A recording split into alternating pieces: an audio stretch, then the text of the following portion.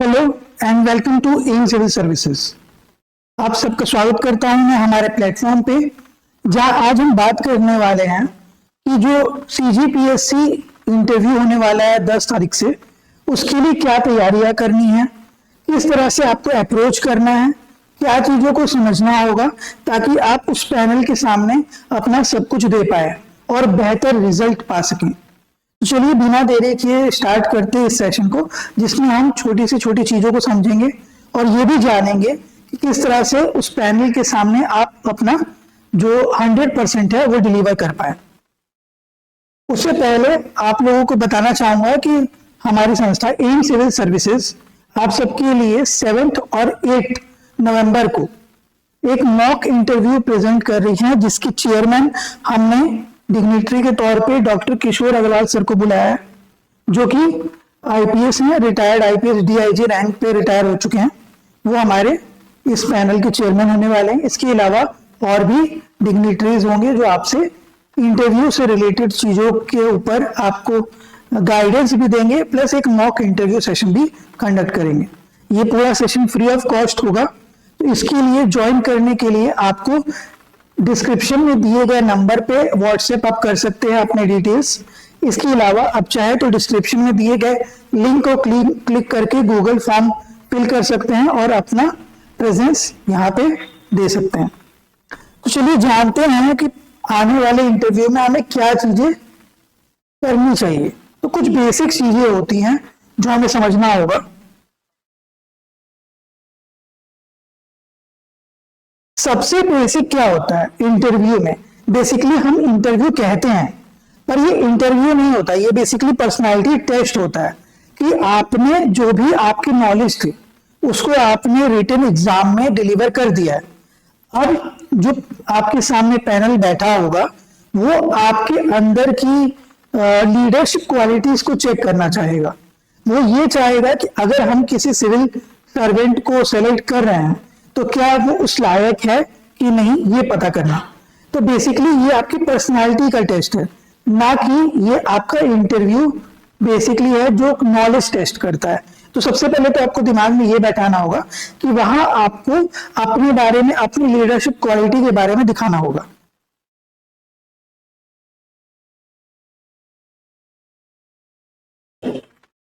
हालांकि आप जन सेवक बनने वाले हैं, सिविल सर्वेंट बनने वाले हैं, but leadership quality in the sense कि आप सिचुएशन को कैसे हैंडल करेंगे।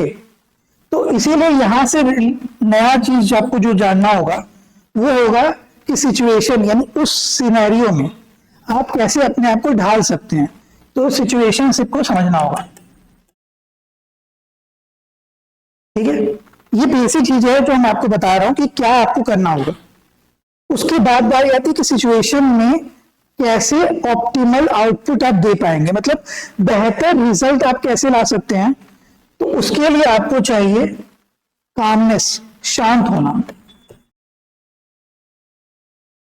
ठीक है, जितना आप शांत होंगे, कैप्टन कूल हम MS धोनी को कहते हैं। तो MS धोनी इतने सक्सेसफुल अपनी कामनेस की वजह से ही हुए हैं, क्योंकि अगर आप काम रहेंगे, अपना शांत रहेंगे, तो आप उस सिचुएशन में पूछी गई चीजों को, उस सिचुएशन को आप बेहतर हैंडल कर सकते हैं। तो ये तो बेसिक आपको अपने समझ में लाना होगा कि आपको क्या चीजें डिलीवर करनी है। ठीक है, अब इसके बाद बारी आती है कि क्या चीजें पूछी जा सकती हैं, कैसे आपको वहां पे अपने आप को प्रेजेंट करना है, क्या चीजें होंगी। तो सबसे पहली बारी आती है ड्रेस कोड की। देखिए, ड्रेस कोड की जब हम बात करते हैं तो ड्रेस कोड बहुत सिंपल, फॉर्मल होना चाहिए, बहुत ज्यादा ही कैची नहीं होना चाहिए। ठीक है, बहुत ज्यादा एग्जेजरेटेड नहीं होना चाहिए, मतलब आप बोल सकते हैं ओवर द टॉप नहीं होना चाहिए, OTT नहीं होना चाहिए। ठीक है, आप ड्रेस कोड अगर मेल है तो फॉर्मल्स पहनिए। ठीक है, लाइट शर्ट,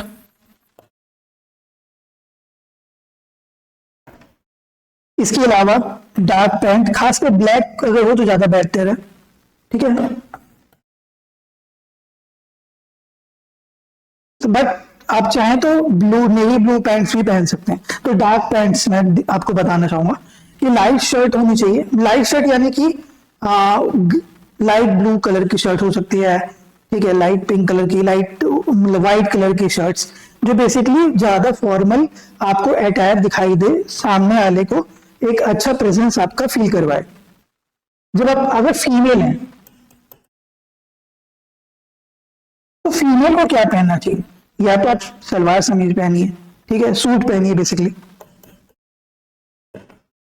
अगर आप फॉर्मल सूट्स पहन सकते हैं और उसको कैरी कर सकते हैं तो आप वो भी पहनिए, उसमें भी कोई बुराई नहीं है। या फिर आप सलवार समीज ये सूट्स पहन सकते हैं। इसके अलावा आप साड़ी भी पहन सकते हैं। तो ये तो बेसिकली आपको हर किसी ने बताया होगा, हर कोई जानता है, क्योंकि आप सब जो इस एग्जाम को क्रॉस कर रहे हैं, यानी पर्सनालिटी टेस्ट तक पहुंच रहे हैं, उन सबको ये पता है कि भाई इस तरह की चीजें ही फॉर्मल्स में गिनी जाती हैं। तो इसमें कोई बहुत ज्यादा ऐसा कुछ नहीं है जो हर कोई आपको अलग बता देगा। ये बेसिक चीजें हैं जो सबको पता ही होती हैं, पर फिर भी मैं आपको बता देता हूँ कि अगर मेल है तो फॉर्मल लाइट शर्ट्स या डार्क पैंट्स पहने।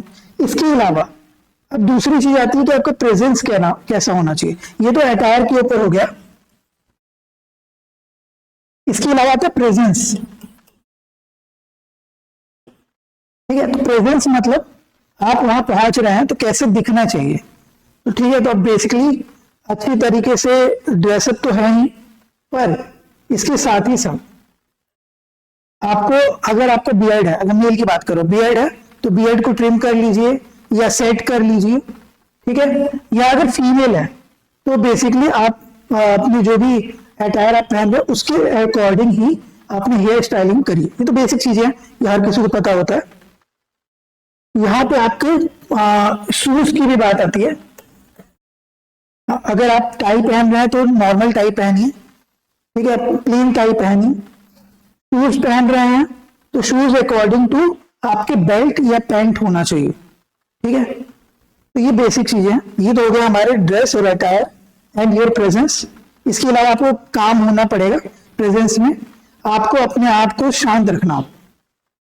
फिर बारी आती है, ये तो चीजें हो गई कि आपको क्या करना है। अब आप एंट्री करने से पहले क्या करेंगे, ठीक है। यहां प्रेजेंस हो गया। इसके बाद बारी आती है, देखिए एंट्री जब करते हैं हम पैनल के पास, तो गेट के बाहर जो कोई रहता है, प्यून वगैरह रहेंगे, वो आपको स्कॉर्ट करेंगे आगे तक। तो इससे पहले जो पिछला पर्सन गया होगा इंटरव्यू देके, उसके बाद आपको बाहर वेट करवाया जाता है वेटिंग में। फिर जब अंदर से कॉल आएगा तब आपको ले जाया जाता है। तो आप पहले एंट्री करते हो, मे आई कम इन वगैरह जो बोलते हैं वो बोलिए, ठीक है। बेसिकली हर कोई बोलता है मे आई कम इन वगैरह, ये आपको बोलना है। फिर आप धीरे से, मतलब एकदम स्लो पेस में भी मत चलिए और बहुत हड़बड़ा के भी मत चलिए। नॉर्मल पेस में जैसे लोग चलते हैं, आप चलते हैं, वैसे पेस में मेंटेन करिए, ठीक है। उसके बाद आप जाके अपने चेयर के पास खड़े हो जाइए जब तक, अगर आपको बोला नहीं जाता कि आप बैठ जाइए, या फिर अगर आपको लगता है कि काफी देर हो गई है, ग्रीटिंग्स सबसे पहले, हाँ सॉरी, चेयर से पहले बारी आती है ग्रीटिंग्स की। ग्रीटिंग करिए, ठीक है। अगर आप मॉर्निंग सेशन में गए हैं, गुड मॉर्निंग वगैरह करिए, ठीक है। आप मिड सेशन में गए, गुड नून करिए। तो बेसिकली ग्रीटिंग्स करिए और हर एक मेंबर के साथ आई कांटेक्ट करके उनको ग्रीट करिए। ग्रीट करने के बाद अपने चेयर के पास खड़े रहिए। ऑटोमेटिक है कि चेयर के जो पैनल है, जो मेंबर्स हैं, वो आपको बोलेंगे कि आप बैठ जाइए। अगर नहीं बोलते, आपको लगता है कि ज्यादा देर हो रहा है, बैठने के लिए नहीं बोला गया है, तो आप उनसे परमिशन ले लीजिए कि सर क्या मैं बैठ सकता हूँ या बैठ सकती हूँ। उसके बाद आप बैठ जाइएगा अगर उन्होंने कह दिया। वैसे वो लोग कह देते हैं तो आप चेयर से बहुत दूर भी नहीं रहिए, बहुत पास भी नहीं रहिए। इसके बाद बारी आती है सीटिंग की। आप अगर बैठते हैं तो कैसे बैठिएगा। तो जब बैठेंगे तो आपको क्या करना है, एकदम मतलब कंफर्टेबल पोजीशन पे बैठना है, ना कि बहुत तन के बैठना है और ना ही बहुत ढीले होके बैठना है। नॉर्मल कंफर्टेबल पोजीशन पे, ठीक है, स्टैंड स्टिल पोजीशन बोल सकते हैं, मतलब स्टिल पोजीशन पे आपको बैठना है। तो ये भी एक चीज होगी जो एंट्री के बाद आपको करनी है, ठीक है। सबसे पहले तो आप अंदर आने के लिए परमिशन लिए, फिर उसके बाद अपना पेस मेंटेन करके नॉर्मल तरीके से अपने चेयर तक पहुंचेंगे। फिर ग्रीट करिएगा और ग्रीट करने के बाद चेयर पे बैठने की परमिशन मिलेगी तो बैठ जाइएगा, नहीं मिलती है तो आप पूछ लीजिएगा कि सर क्या मैं बैठ सकता हूं या सकती हूँ। उसके बाद अपनी सीटिंग पे आप अच्छा पोस्चर मेंटेन करके बैठिएगा, कंफर्टेबल होके बैठिएगा। ठीक है, थोड़ा सा बैक में अपने जो पीठ है उसको चेयर से लगा के आराम से बैठिएगा, ना तो बहुत ज्यादा ऐसे तन के आगे की तरफ बैठिए, ना ही बहुत ढीले होके पीछे की तरफ एकदम लेट के बैठिए। ठीक है, नॉर्मल तरीका है, ये हर कोई बताता है, फॉर्मली सबको पता भी होता है। ये आप किसी भी तरह के वीडियोस खोलेंगे आपको यही चीजें बताई जाएंगी, कुछ नया मैं आपको यहाँ नहीं बता रहा हूँ, पर फिर भी लोगों को थोड़ी जो क्यूरियोसिटी होती है उसके लिए मैं ये लेक्चर आपके साथ पेश कर रहा हूँ, आपको बता रहा हूँ। फिर बारी होती है जब हम एंट्री कर लेते हैं, हम सीटिंग हो गया, हमारा बैठ गए, ग्रीटिंग भी हो गया, तब स्टार्ट होता है आपका प्रोसेस ऑफ पर्सनालिटी टेस्ट। ठीक है, तो जो मेंबर्स है, बोर्ड मेंबर्स,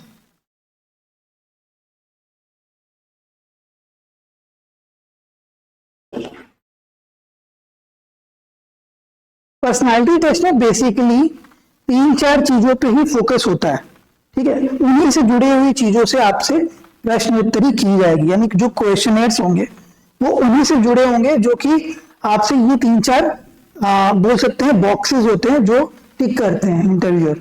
सबसे पहला जो बॉक्स होगा वो होगा अबाउट योर सेल्फ। हालांकि हमें पता है कि अभी इस बार इंटरव्यू में जो पर्सनालिटी टेस्ट होने वाला है उसमें आप पर्सनल डिटेल डिस्कस नहीं कर पाएंगे, क्योंकि वो नहीं पूछा जा रहा है।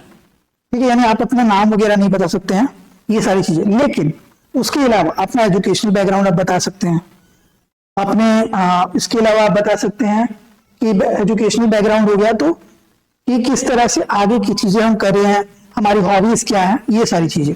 तो सबसे पहले आपको क्या बताना होगा, अबाउट। ठीक है, अपने बारे में बताइएगा। तो अपने बारे में बताइएगा तो ऐसा कुछ बताइएगा, जैसे एजुकेशनल बैकग्राउंड बता रहे हैं, हॉबीज बता रहे हैं, तो वो हॉबीज जो आपकी होनी चाहिए वो कैसी होनी चाहिए, वो होनी चाहिए जो एक्चुअल में आप करते हैं, ना कि किसी और से इंस्पायर होके। जैसे मान लीजिए कि अगर मुझे टीवी देखना पसंद है या मुझे क्रिकेट खेलना पसंद है, तो वो मुझे पसंद है, ना कि मैं किसी और को देख के पसंद कर रहा हूँ। क्योंकि जब सवाल आपसे पूछे जाएंगे तो उन्हीं से जुड़े हुए सवाल होंगे। ठीक है, उन्हीं के इर्द गिर्द होंगे, तो वहां पे आप क्या करिएगा। तो अगर आप उस चीजों को मतलब एनालाइज नहीं करे होंगे, जैसे मान लेते हैं कि आपने कहा कि मैं क्रिकेट खेलना पसंद करता हूं, तो आपसे पूछा गया कि भाई क्रिकेट में टोटल कितने यार्ड की पिच होती है या कितने यार्ड का डायमेंशंस क्या क्या होते हैं, वो आपको पता ही नहीं है बेसिक्स में। तो फिर वो समझ जाए कि आप क्रिकेट खेलते नहीं, सिर्फ देख के आए हैं, या फिर ऐसे ही नॉर्मल चीजों को आपने बता दिया है। अगर आपको सोना पसंद है तो वो भी लिख दीजिए सोना पसंद है। ये कहीं नहीं लिखा है कि भाई जो बाकी लोग कर रहे हैं या जो थोड़ा एक्साइटेड या एक्साइटिंग चीजें होती हैं वही आपके इंटरव्यू में हॉबी होनी चाहिए, ऐसा कहीं नहीं लिखा हुआ। ठीक है, हॉबी सबकी अपनी पर्सनल होती है, चॉइस है वो अपनी। तो वैसी चीजें लिखिए जिसके बारे में आपको पता हो और जो आप एक्चुअल में करते हो, जिसको पसंद करते हो। ठीक है, दूसरा आपने अबाउट योरसेल्फ कह दिया। इसके बाद बारी आती है बेसिक फैक्चुअल क्वेश्चंस, या फिर बोल सकते हैं आपके थियोरेटिकल क्वेश्चंस।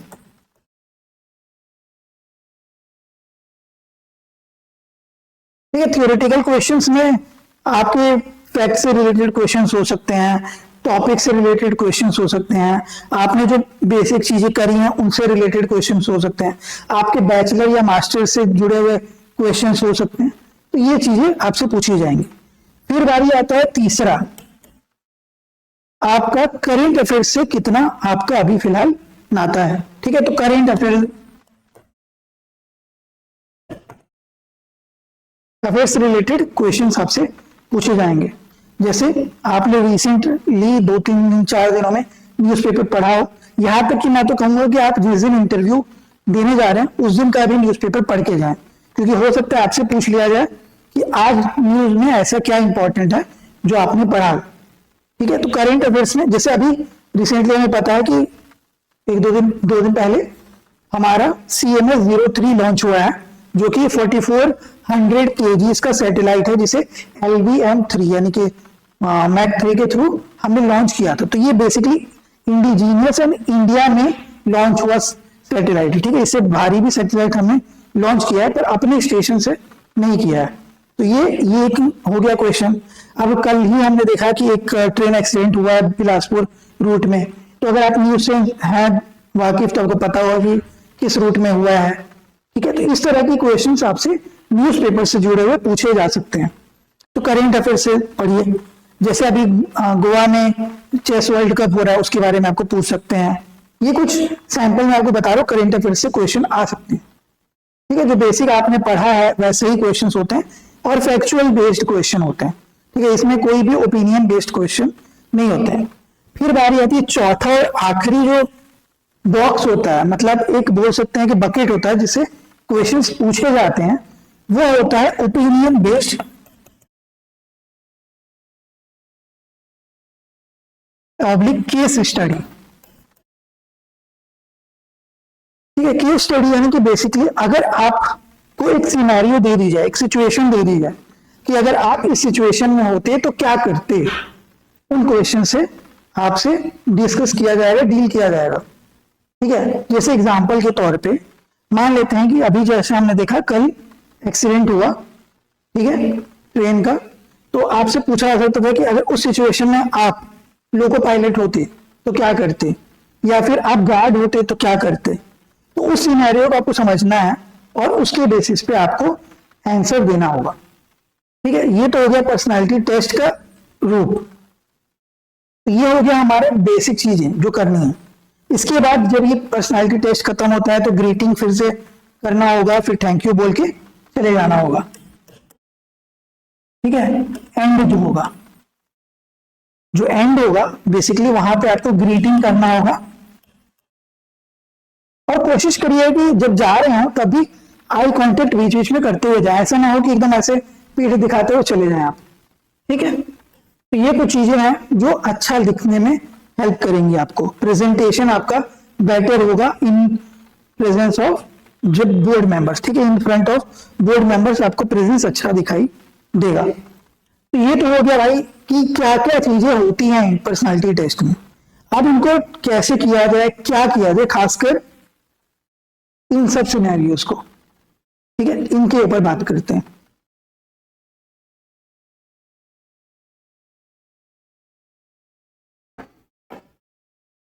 हम जब बात करते हैं अबाउट योर सेल्फ, तो क्योंकि इस बार हमें पता है कि भाई आप अपना नाम वगैरह नहीं बता सकते हैं, ठीक है, अपनी पर्सनल जानकारी आप साझा नहीं कर पाएंगे, तो प्रोफेशनल जो भी आपकी जानकारियां हैं वो आप साझा करिए। जैसे हॉबीज बताइए। ठीक है, एंड हॉबीज भी बता रहे हैं तो उसके बारे में थोड़ा पढ़ के अच्छे से जाइए। जैसे अगर आपको पोएम लिखना पसंद है, ठीक है, तो पोएम्स लिखना पसंद है तो आपको पोएम्स के रूप पता होने चाहिए। हिंदी अगर कविताएं लिखते हैं तो कविताओं के प्रकार पता होने चाहिए, कितने रस होते हैं ये पता होना चाहिए, आप किस रस में पारंगत हैं आपको ये भी पता होना चाहिए। सिर्फ आप कविता लिखने के लिए नहीं है, कविता अगर आप लिखते हैं तो आप किस रस में लिखते हैं वो भी आपको पता होना चाहिए। कुछ दो चार इंपॉर्टेंट कवि जो आपके हों उनके बारे में आप पता करके जाएं, क्योंकि उनसे पूछा जा सकता है। तो बेसिक क्वेश्चन, कोई आपका पर्सनालिटी कैसे जज करेगा, कैसे जानेगा कि आपको क्या पसंद है क्या नापसंद है, वो आपकी अपनी चॉइसेस से ही पता कर सकता है। तो ये आपके अपने चॉइस है जो आप उनको दे रहे हैं। ठीक है, तो क्वेश्चंस भी आप अपने हिसाब से ही उनको दे सकते हैं। फिर बारी आती है भाई थ्योरेटिकल क्वेश्चंस, जैसे आपसे सब्जेक्टिव क्वेश्चंस। बेसिकली मान लेते हैं आपने इंजीनियरिंग की है तो इंजीनियरिंग बैकग्राउंड से रिलेटेड क्वेश्चंस आ गए, या आपसे पूछ लिया गया कि आपने अगर पॉलिटी रिलेटेड क्वेश्चन हो गया, हिस्ट्री रिलेटेड क्वेश्चन हो गया। तो थ्योरेटिकल क्वेश्चंस अगर आपको आ रहे हैं तो यहाँ पे आपको क्या करना होगा कि अगर थ्योरेटिकल क्वेश्चन फैक्चुअल है तो सिर्फ फैक्ट्स को ही आंसर करना होगा। अगर आपको पता है तो उस फैक्ट को आप बताइए। एंड बताने से पहले सबसे बड़ी बात है कि इन सारी चीजों में क्वेश्चंस को ध्यान से सुनना है। ठीक है, आपको पहले पूरा समय ध्यान से क्वेश्चन सुनिए और कुछ क्षण अपने लिए लीजिए, यानी कुछ समय अपने लिए लीजिए, उसके बाद आंसर करिए। ऐसा नहीं हो कि आपने क्वेश्चन सुना और तुरंत आपने अपना आंसर फायर करना चालू कर दिया। ये चीजें अच्छी नहीं दिखाती हैं। तो बेसिकली इससे क्या दिखेगा, एरोगेंसी दिखेगी। ठीक है, सामने वाले को लगेगा कि भाई ये बहुत ज्यादा ही चालाक आदमी, चतुर प्राणी है, और उससे फिर नंबर क्वेश्चंस भी उसी तरीके से पूछे जाने लगेंगे। ठीक है, तो यहाँ पे आप क्वेश्चंस को पहले सुनिए ध्यान से, उसके बाद उस पर अगर चिंतन करना है तो चिंतन भी कर लीजिए कुछ देर, उसके बाद आंसर दीजिए। अगर आपको उस क्वेश्चन का आंसर अच्छे से पता है तो भी तुरंत आंसर मत करिए, कुछ सेकंड्स का वेट कर लीजिए, पॉज ले लीजिए, फिर स्टार्ट करिए आंसर को। ठीक है, तो थ्योरेटिकल क्वेश्चंस में आप अपने सब्जेक्ट को पढ़ के जाइए, जो भी आपका बैचलर या मास्टर्स डिग्री जिसमें हुआ है उसके अलावा आपने, क्योंकि नॉलेज तो आपने मेंस में अपना दिखा ही दिया है, तो जो बेसिक सब्जेक्ट्स हैं उनकी चीजों को वापस से रिवाइज करके जाइएगा। तो फैक्चुअल क्वेश्चंस में आपको क्या करना है, फैक्ट्स का ही सिर्फ आंसर देना है, ठीक है। एक टर्म होता है बीटिंग अराउंड द बुश, वो आपको नहीं करना, ठीक है। मतलब कि आपको इर्द गिर्द नहीं घूमना है, यानी आपको मछली की आंख पे ही वार करना है, ठीक है। तो बेसिकली फैक्ट्स को आपको बताना होगा। अगर फैक्ट पूछा जा रहा है तो फैक्ट बताइए, ओपिनियन पूछा जा रहा है तब क्या होगा, जैसे यहाँ पे ओपिनियन बेस्ड क्वेश्चन है, सिनेरियो बेस्ड क्वेश्चन है, उस केस में हमेशा आपको ये ट्राई करना है कि क्वेश्चन का आंसर जो हो वो प्रोज एंड कॉन्स बताते हुए हो। अगर आपसे कॉन्स भी पूछे जा रहे हैं, मतलब आपसे सिर्फ नेगेटिव चीजें भी पूछी जा रही हो, अगर जैसे एग्जांपल ले सकते हैं, आपसे सवाल किया गया कि क्या आपको लगता है कि हमारा एजुकेशन सिस्टम नए एजुकेशन पॉलिसी के बाद सुधर गया है, ठीक है, टिप्पणी करिए। तो ये क्या है, ये ओपिनियन बेस्ड क्वेश्चन है। हो सकता है कि आपके ओपिनियन में ये अच्छा नहीं लग रहा हो, आपको लग रहा हो कि नहीं अभी पूरी तरह सुधार नहीं हुआ न्यू एजुकेशन पॉलिसी से, लेकिन तब भी आपको उसमें बताना क्या होगा कि हाँ सर मुझे लगता है कि अभी पूर्णतः सुधार नहीं हुआ है, इसमें सुधार की गुंजाइश है, और वो गुंजाइश आपको बतानी होगी। फिर क्या होगा उससे कि सामने वाले को लगेगा कि हाँ इसने इन डेप्थ स्टडी की है। तो बेसिक चीजें ओपिनियन बेस्ड क्वेश्चन में होता है कि आपको हमेशा ना क्वेश्चंस को with a positive note complete करना होगा, ठीक है, पॉजिटिव नोट एंड होना चाहिए, यानी कंक्लूड जो आप कर रहे हैं ना आंसर को, हमेशा कंक्लूजन पॉजिटिव होना चाहिए, वे फॉरवर्ड होना चाहिए, ठीक है।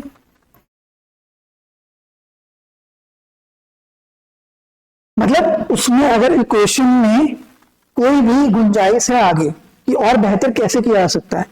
हमें पता है कि एआई का इस्तेमाल आज के समय में बहुत ज्यादा हो रहा है, ठीक है। अभी आपको डीप फेक न्यूज पता होगी कि डीप फेक आजकल वीडियोस बन रही हैं, तो इनसे जुड़े अगर क्वेश्चन पूछे जा रहे हैं तो आपको उसके सिर्फ नेगेटिव एस्पेक्ट नहीं बताने, आपको उसके पॉजिटिव एस्पेक्ट पे भी डिस्कशन करना होगा, एंड देन आपको बताना होगा कि किस तरह से हम इसमें और सुधार कर सकते हैं, अगर कोई सुधार की गुंजाइश है। तो इस तरह के क्वेश्चंस जो आपके ओपिनियन बेस्ड होते हैं, हमेशा एंड करिए विथ अ वे फॉरवर्ड कि हाँ हम इसको और बेहतर कर सकते हैं, ये कैसे बेहतर किया जा सकता है।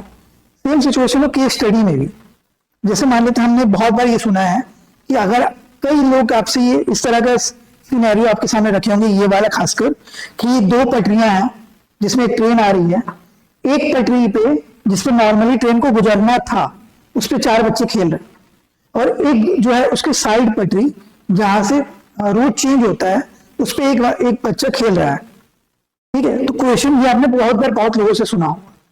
तो इसमें अगर आपसे पूछा जाए कि आप अगर लोको पायलट होते तो क्या करते, तो सबसे पहले तो आप ब्रेक लगाने की कोशिश करते अगर लगता तो। अगर ये सिचुएशन आपके आउट ऑफ कंट्रोल हो रही है तब आप क्या करते, तो इसका कोई एक सही आंसर नहीं हो सकता, क्योंकि देखिए किसी के हिसाब से ओपिनियन है तो भाई 4 लोगों को मारने से अच्छा क्वांटिटी से ज्यादा है कि भाई एक क्वांटिटी कम है तो क्वांटिटी को बचाओ।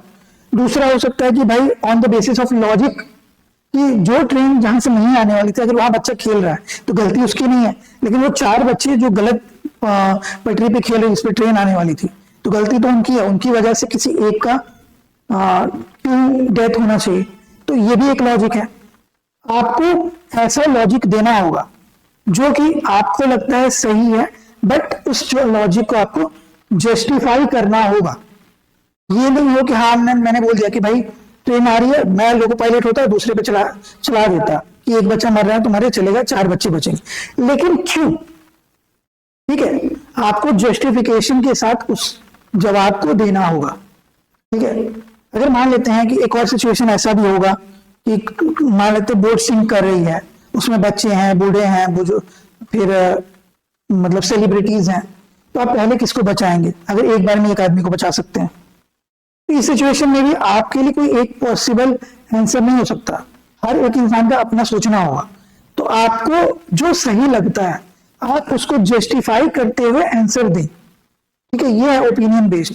करंट अफेयर्स तो मैंने आपको बता ही दिया कि जैसे CMS 03 लॉन्च हुआ तो उसके बारे में आपको पता होना चाहिए फैक्ट्स कि कितना वेट है उसका, कौन से स्पेस स्टेशन से मतलब कौन से स्टेशन से भेजा गया है लॉन्च, कौन सा लॉन्च व्हीकल यूज हुआ है, ठीक है। इसके अलावा कौन से पोजीशन पे उसको फिक्स किया जाएगा, यानी कि जियो सिंक्रोनस ट्रांसफर ऑर्बिट पे रखा जाएगा, जीटीओ, वो उसके बारे में आपको पता होना चाहिए। तो ये चीजें हो गई। गोवा में हो रहा है अगर चेस वर्ल्ड कप, तो कब से कब तक होगा, कितने राउंड्स में होगा, इसके बारे में थोड़ी जानकारी लीजिए। ठीक है, तो ये सारी चीजें आपको करनी होगी in case of personality and current affairs related questions, personality test का। ठीक है, तो ये सारी चीजें तो आपको पता ही है कि ये चीजें तो पूछी ही जाएंगी। आप भी अगर एज ए बोर्ड मेंबर हो तो आप भी इसी तरह के क्वेश्चंस पूछेंगे। अब आपको मैं बताता हूं कि अगर आंसर करना है तो सबसे बेस्ट तरीका क्या होता है। आप इमेजिन करिए कि आप खुद बोर्ड मेंबर हैं। ठीक है, अगर आप ये इमेजिन करते हैं कि आप बोर्ड मेंबर हैं, और अगर बोर्ड मेंबर होते हुए आप किस तरह से सेटिस्फाई होते किसी क्वेश्चन के आंसर पे, या कोई क्वेश्चन आप किस तरह से पूछते, तो आप सिमिलर टाइप ऑफ क्वेश्चंस का एनालिसिस करिए, आंसर करिए, वो ज्यादा बेटर आपको रिजल्ट देगा, आउटपुट देगा। ठीक है, तो ये चीजें हो गई आपकी पर्सनालिटी टेस्ट से जुड़ी हुई। अटायर मैंने आपको बता ही दिया, एंडिंग आपको बता दिया कि ग्रीटिंग करते हुए जाइए। तो ये तो हो गया बेसिक चीजें। ठीक है, कि पर्सनालिटी टेस्ट होता क्या है, कैसे होता है। इसकी और अधिक जानकारी अगर आपको चाहिए और अच्छे से तैयारी करनी, तो आप हमारे बैच जो हम मॉक टेस्ट करवाने वाले हैं 7 और 8 नवंबर को, उसके लिए रजिस्ट्रेशन स्टार्ट हो चुके हैं। लिंक में, डिस्क्रिप्शन में दिए गए लिंक पे आप online form, Google form submit करके भी अपना रजिस्ट्रेशन करवा सकते हैं और एक गाइडेंस प्राप्त कर सकते हैं। हमारे पैनल के एक्सपर्ट हैं डॉक्टर किशोर अग्रवाल सर, जो कि retired DIG IPS retired officer हैं। तो उनके सानिध्य में आपको अच्छा खासा ज्ञान अर्जित हो सकता है कैसे इंटरव्यू को क्रैक किया जाए, यानी कैसे पर्सनालिटी टेस्ट को हमें हैंडल करना होगा। ठीक है, तो आइए ज्वाइन करिए और free mock test, mock interview में पार्टिसिपेट करिए। इसका जो मॉक टेस्ट होगा वो होगा हमारे कोचिंग इंस्टीट्यूट भगिनी मंडल गीता नगर रिक्रिएशन रोड, चौबे कॉलोनी में है, रायपुर छत्तीसगढ़। उसके फर्स्ट फ्लोर में हमारा कोचिंग इंस्टीट्यूट है, वहीं पे होगा। तो आप अपना रजिस्ट्रेशन करवा सकते हैं 6 यानी कि 6 तारीख कल शाम 8 बजे तक, उस बीच में रजिस्ट्रेशन करवा के आप अपना एक मॉक प्रिपरेशन भी कर सकते हैं इंटरव्यू के बारे में। तो उम्मीद करता हूं कि बेसिक चीजें आपको समझ आ गई होंगी। अब इसके अलावा एक और चीज है जो आपको समझनी होगी। ठीक है, एंडिंग तो ये सब सारी चीजें हो गई, पर इसके अलावा होता क्या है कि आप जो चीजें लिख रहे हैं अपने डीएएफ में, डिटेल्ड एप्लीकेशन फॉर्म में, ठीक है, डीएएफ में जो आप लिख रहे हैं उनके बेसिस पे ही आपसे पूछा जाएगा। तो डीएएफ को बहुत ध्यान से पढ़ के जाइएगा। खुद के डीएएफ को आपने भर तो दिया है, फिल तो कर दिया है, पर उसे खुद से अच्छे से पढ़ के जाइएगा, मतलब रीड करिएगा अच्छे से, क्योंकि उन्हीं से क्वेश्चंस पूछे जाएंगे। ठीक है, इसीलिए आपसे 6 प्रतियां मंगवाई जाती है। ठीक है, ताकि उसी को आप बोर्ड मेंबर्स के सामने प्रेजेंट किया जाता है और उसी के बेसिस पे आपसे पूछा जाता है। अब याद रखिएगा कि ये जो आपका इंटरव्यू हो रहा है ना, ये कोई रोडवेज का इंटरव्यू नहीं होता है, ये सर्विस स्टाफ से, मतलब बेसिकली सर्विस सेक्टर के लिए हो रहा है। एंड आप एक सिविल सर्वेंट बनने वाले जो कि ब्रिज बनेंगे between people and policy makers. ठीक है, तो जो पॉलिसी मेकिंग करते हैं यानी गवर्नमेंट, और जो लोग हैं द पीपल ऑफ इंडिया, इन दोनों के बीच का जो ब्रिज होता है वो होता है सिविल सर्वेंट, जो कि आप बनने वाले। तो हम हमेशा अपने जो क्वेश्चंस का आंसर आप करें उसे यही सोच के करिएगा कि एज ए ब्रिज मैं आंसर करूं तो कैसा बेहतर होगा, ना तो गवर्नमेंट को नुकसान हो, ना ही पीपल को नुकसान हो। ठीक है, तो बेसिकली आपका काम भी तो यही होने वाला है, तो become a bridge between public and policy maker, यानी government and the people of India. ठीक है, तो ये हो गया हमारा बेसिक डिटेल जो मैंने आपको बता दिया कि इन द पर्सनालिटी टेस्ट आपको क्या करना चाहिए। ठीक है, इसके अलावा अधिक जानकारी अगर आपको चाहिए तो दिए गए डिस्क्रिप्शन में नंबर पे आप हमसे कॉल कर सकते हैं, बात कर सकते हैं, और हमारे फ्री मॉक इंटरव्यू में आकर भी आप गाइडेंस प्राप्त कर सकते हैं। तो इसी के साथ इस लेक्चर को मैं यहाँ एंड करता हूँ। अधिक जानकारी आप हमसे फोन पर बात करके भी कर सकते हैं, हमारे कोचिंग इंस्टीट्यूट में आकर भी, हमारे ऑफिस में आकर भी हमसे ले सकते हैं, मेंटरशिप भी ले सकते हैं। इसके अलावा हम एक नया बैच लॉन्च करने वाले हैं CGPSC 2027 में जो एग्जाम होगा उसके लिए, यानी 2026 के लिए, ठीक है। 25 का टाइम हो गया, 26 का जो कि हम जनवरी मंथ से स्टार्ट करेंगे, उसके लिए रजिस्ट्रेशन ओपन हो चुके हैं। अधिक और जानकारी अगर आपको चाहिए कि कैसे क्लासेस होंगी, कि क्या शेड्यूल होगा, किस तरह से हम अपने कोर्स को कंप्लीट करवाएंगे और कौन कौन पढ़ाएगा, ये सारी चीजें आप हमारे साथ साझा कर सकते हैं, हमसे जानकारी प्राप्त कर सकते हैं। चलिए, तो इसी के साथ इस लेक्चर को यहीं पे एंड करते हैं। उम्मीद करता हूं आपको ये लेक्चर अच्छा लगा होगा, आपको जो भी डाउट्स हुए होंगे वो थोड़े बहुत हद तक सॉल्व हुए होंगे, और अब आप शांति से अपनी प्रिपरेशन करके इंटरव्यू क्रैक कर पाएंगे। तो अपना ख्याल रखें, पढ़ते रहें। हमारी फिर मुलाकात होगी अगले लेक्चर्स में, तब तक के लिए मुझे विदा दें। Thank you and have a nice day.